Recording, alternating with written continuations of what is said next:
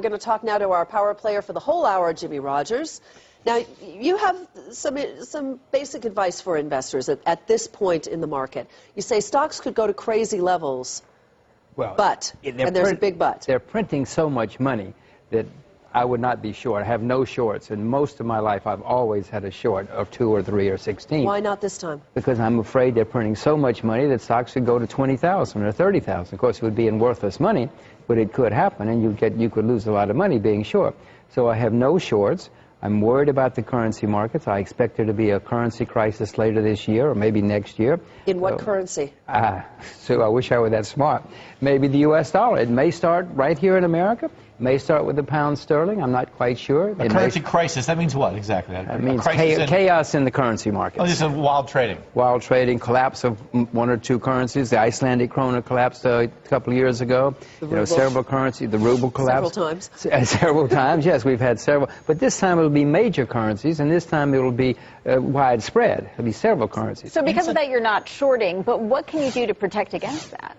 Well, you can buy hard assets, real assets, which is what I'm doing, because if the world economy is going to get better, commodities are going to lead the recovery, and if the world's not going to get better, they're printing so much money that commodities are going to be the best place to be. Doesn't this argue, if you feel lucky, that maybe you should buy some stocks, at least in the short run, if they're going to go up for whatever 20,000? Well, I'm not very good at luck, Scott. I mean, I don't base my investment decisions based on luck. I just see there's so many problems in the world economy. Most industries are getting worse. The fundamentals are not getting better. The fundamentals are getting better for commodities. Fundamentals are not getting better for General Motors or Citibank or some of the stocks. But it's an opportunity for a trader, isn't it? If you're a good trader, yeah, but I'm the world's worst trader. I've been coming here for 20 years. You know I'm the world's worst trader. Goodness sakes. If we had the currency crisis that you're talking about, because of the worldwide inflation or whatever, and it creates fear or panic around the globe, won't the U.S. dollar still be the premier place to go? Won't a currency crisis actually enhance the U.S. dollar possibly rather than... Then I urge you to buy the U.S. dollar if that's your view. I happen to think the U.S. dollar is going the way of all flesh. It's going the way of the pound sterling. No, the U.S. dollar is a terribly flawed currency. We're the largest debtor nation in the history of the world. Never in the world has a country gotten itself in this kind of situation. So no, you may want to put your money in the U.S. dollar, and some people, but not... That's fewer and fewer. You know what the Chinese are saying. You know what the Russians are saying. You know what everybody's saying. There's something wrong with the currency market. They know it. I'm not the only person who knows it. But the Chinese do own $1.7 trillion in U.S.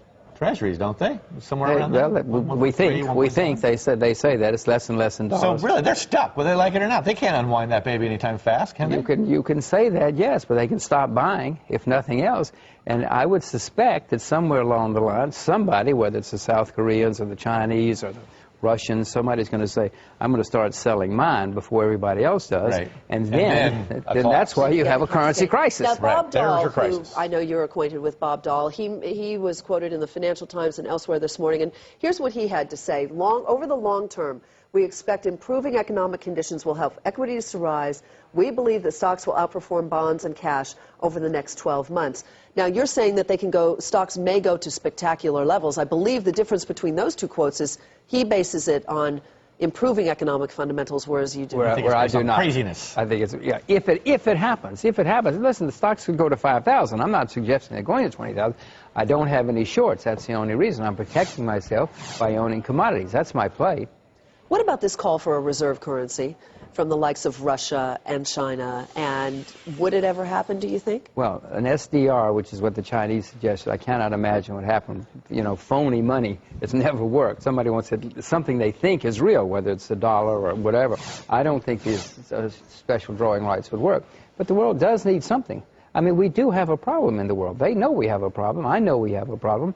And I mean, many people don't believe we have a problem with the dollar, but we do. So if your bleak scenario comes to hold, basically you want to have money in gold, because gold is still below 1,000, and I think inflation adjusted the 1980 high was like 2160 or somewhere around there, so gold's got a long way to run. I own some gold, yes. I'd rather buy silver today at today's prices, but I own gold. I'm not selling it. I'd rather buy agriculture than either of the two. Oh, really? Maybe even natural gas. Well, we're going to talk to you about commodities a little bit later. We don't want to jump the gun on that, but, you know, there are also those who are looking at what's happening in the bond market right now and saying it's indicating growth.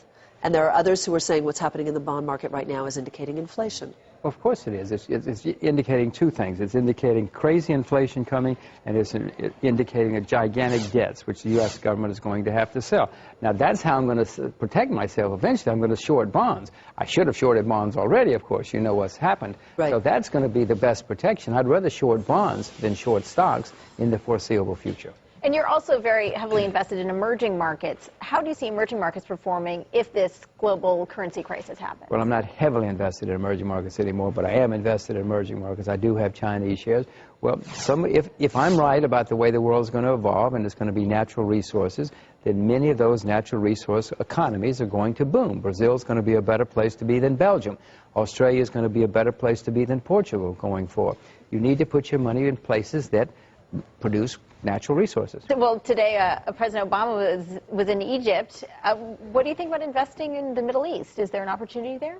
I'm sure there are. I'm sure there are great opportunities in the Middle East, but not with my money. You say with a twinkle in your eye. I'm going to let you do that, Julia. Not with your money. I don't know as much of your investing history as I should over previous decades, but are you often an incredibly bullish guy saying, damn the torpedoes, or are you often kind of a cautious guy? How did you do 2000 to 2007 where stocks were really starting to roar? I nearly always have both longs and shorts. Very few times in my life have I not had any shorts. Yeah. And this is one of the few times where I have no What shorts. were the other times, Jimmy? I mean, what were the fundamentals that... Well, in 1987, when the market collapsed, I covered all of my shorts on my birthday. It so happened I covered everything that I was short except for one thing.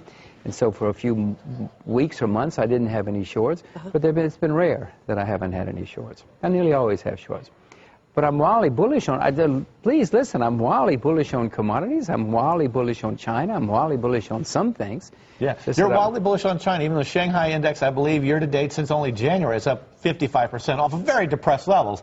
But still, 55%. We don't see some Fibonacci retracement going down 25% or something. Well, I'm not selling China. I bought China again in October, November. Yes, that's why I'm not buying it right now. But I've never sold a share in China. I've been buying shares in China for 20 years. Yeah. Never sold any of them. How long did you move there? You moved there full time. Was it 2 years ago? No, I don't live in China. I live in Singapore. Singapore. Okay. Yeah. I moved to Singapore 2 years ago. Yeah, you moved there right as the peak, kind of Asia peak, right? Was the kind of you moved in and suddenly everything. That's why Makes you feel real good, doesn't it, That's Jimmy? why I Yeah. collapsed.